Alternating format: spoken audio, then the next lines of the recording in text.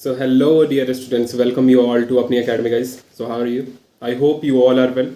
और जितने भी स्टूडेंट्स हैं अपने पेरेंट्स को ये वीडियो ज़रूर दिखाओ, क्योंकि आप आपके लिए ये वीडियो काफ़ी ज़्यादा इंपॉर्टेंट तो है ही, लेकिन साथ साथ आपके पेरेंट्स के लिए भी इम्पॉर्टेंट है, क्योंकि आपने एग्ज़ाम दे लिया। अब कुछ सडन चेंज आई है। लास्ट ईयर तक इस तरीके की चेंजेस नहीं देखने को मिलती थी। अब हमारे पास फेज़ 2 का रजिस्ट्रेशन प्रोसेस स्टार्ट हो गया। उस कारण से बहुत बच्चे परेशान हैं। और मेन जो इशू है जो 11th की मार्क्स भैया 11th की डिटेल्स हमारे पास तो है ही नहीं, तो हम कहाँ से 11th की डिटेल्स। ऐसे बहुत सारे वीडियोस आ चुके हैं, बट कंटिन्यूसली मेरे पास अब आ रहे थे हमारे ऑफिशियल इंस्टाग्राम पेज पे, हमारे ऑफिशियल व्हाट्सएप नंबर पे कि भैया बताओ कि अब क्या करें। हमने बहुत सारे वीडियोस देख लिए, समझ ही नहीं आती है, कोई क्लियरिटी ही नहीं मिलती, क्या करें, तो कुछ अपडेट बताओ। तो उसके लिए ये वीडियो पार्टिकुलरली बनाई गई है यार। और नीट 2021 वाले जितने भी बच्चे हैं ध्यान से देखना, काफ़ी इंपॉर्टेंट चीज़ है। सबसे पहले जो आपको ऑफिशियली जो अपडेट दिया गया उसको दिखाएंगे, उसमें समझाएंगे कि क्या क्या चीज़ें हैं, ठीक है। तो सबसे पहले चलो कहानी शुरू करते हैं। और मोस्ट इंपॉर्टेंट चीज़ यार कि देखो हमारे पास तो ये जो अपडेट थी वो फर्स्ट ऑफ अक्टूबर को आई थी ये सारी अपडेट। अब आपको बोर्ड दिख रही होगी, उसी के जरिए समझाने की कोशिश करेंगे। तो 1 अक्टूबर को हमारे पास अपडेट सारी आ गई थी कि फेज़ 2 की रजिस्ट्रेशन भाई करनी है हमें। अब देखो फेज़ 2 की रजिस्ट्रेशन स्टार्ट हुई है 1 अक्टूबर से, और कब तक चलेगी हमारी 10th, मतलब 10 अक्टूबर को आप 11:50 PM तक कर सकते हो ये सारी इन चीज़ों को चेंज। अब भैया कि ये सब तो चलो पता है मुझे। देखो इसमें क्या क्या चेंजेस है। द इंसर्टेड कैंडिडेट में edit the field first choice को, पहले जो आपने चेंज किया था फर्स्ट फेज में जो किया था रजिस्ट्रेशन, उसमें चेंज कर सकते हो जेंडर को, नेशनलिटी, ईमेल एड्रेस और कैटेगरी, सब category, education details of 11th and 12th।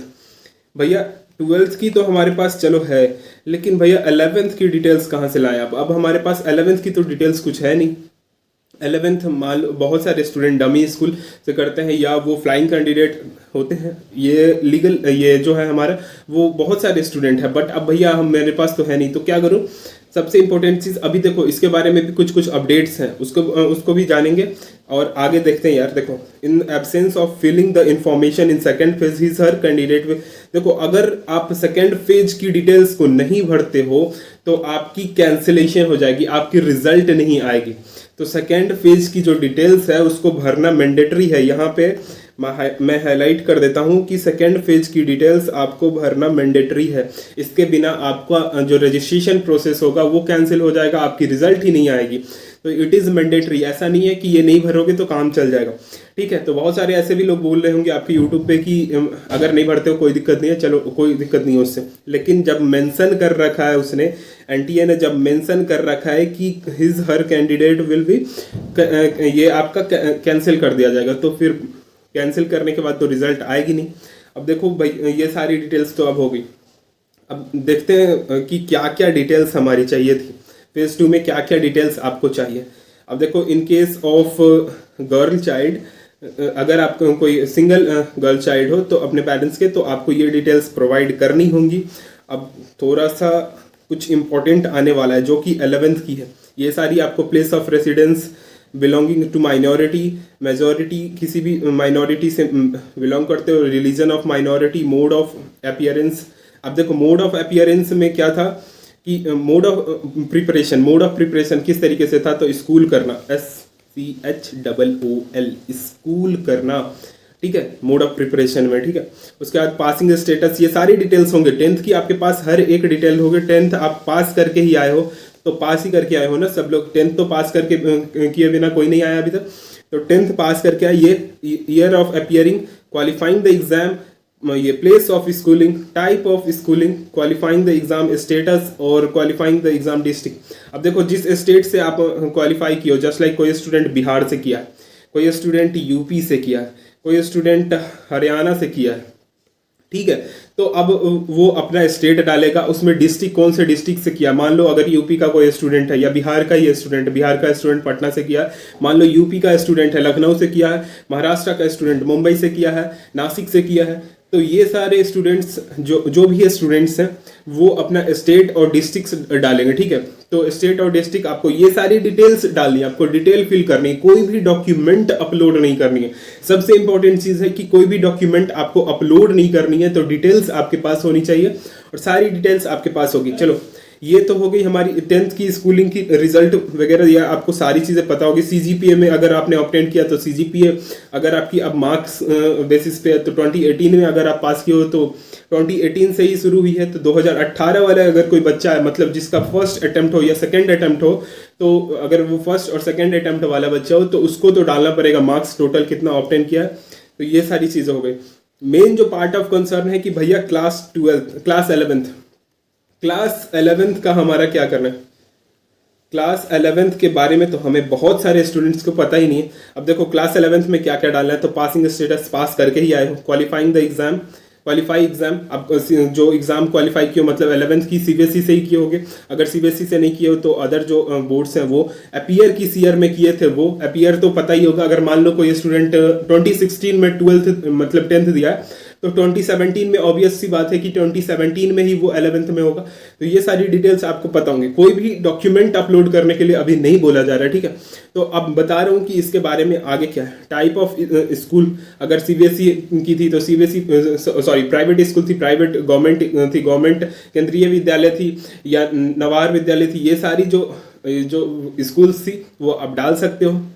Jawahar विद्यालय जो भी है तो उसको डाल सकते हो। ये सारी आपको डिटेल्स डालना पड़ेगा, ठीक है। आपको वहां पे से सेलेक्ट करने का ऑप्शन आएगा और कुछ नहीं, कोई भी डॉक्यूमेंट अपलोड नहीं करना।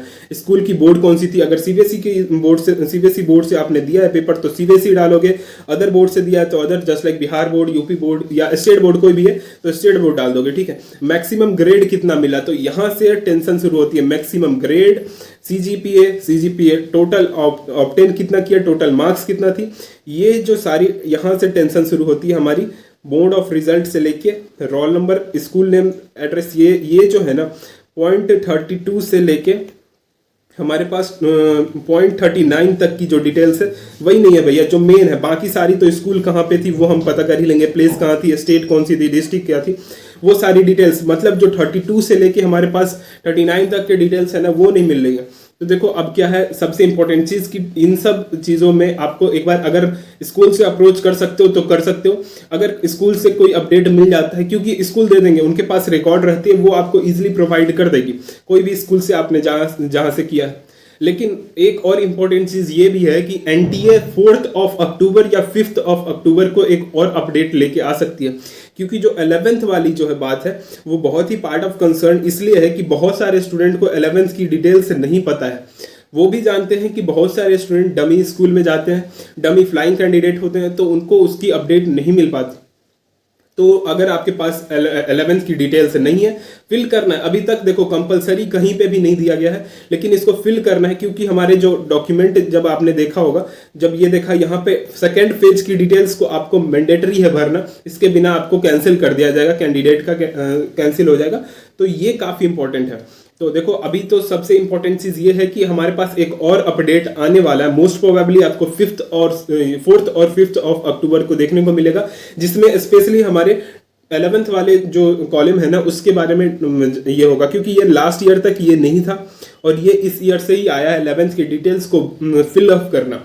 तो ये काफी इंपॉर्टेंट हो जाती है। अब बच्चे कंफ्यूज है कि भैया अब ये सब डिटेल्स मैं लाऊं कहाँ से। स्पेशली बहुत सारे बच्चे जस्ट लाइक मान लो जो मोस्ट ऑफ द स्टूडेंट अगर रहते हैं, तो अगर मान लो वो कोटा में जाके पढ़ रहे हैं, कोटा में जाके मेडिकल की प्रिपरेशन कर रहे हैं, वहीं पे किसी डमी स्कूल में जाके वो अपीयर हो जाते हैं, तो उनके साथ इशू ये आती है कि यार भैया अब फिर मुझे वहाँ कोटा जाके अप्रोच करना पड़ेगा, स्कूल फोन से कुछ अपडेट दे नहीं रहा है, तो मुझे कोटा जाना पड़ेगा और वहाँ से जाके, या कोई बच्चा राजस्थान की कोई भी स्टेट से अगर है वहां से अगर कर लिया और बच्चा अभी वहां नहीं है तो उसको जाके वहां पहुंचना पड़ेगा और डिटेल्स लेना पड़ेगा। तो इस पार्ट ऑफ कंसर्न है। अभी हम सब लोग कंटिन्यूअसली एनटीए का वेट कर रहे हैं कि एनटीए ये, क्योंकि उन्होंने हिंट दिया है कि इसमें थोड़ा सा चेंजेस आ सकता है मोस्ट प्रोबेबली, लेकिन अभी ये मत सोचना कि चलो अब इसकी कोई जरूरत नहीं है। 10th तक आपके पास टाइम है, 10th of October तक आपके पास टाइम है, तो इसका फायदा उठाओ। अगर ले सकते हो तो अप्रोच करो और कॉलेज से सारी डिटेल्स ले लो, अगर नहीं मिलता है तब तक हम हैं ही आपके साथ। और एक और इम्पॉर्टेंट चीज़ यार देखो,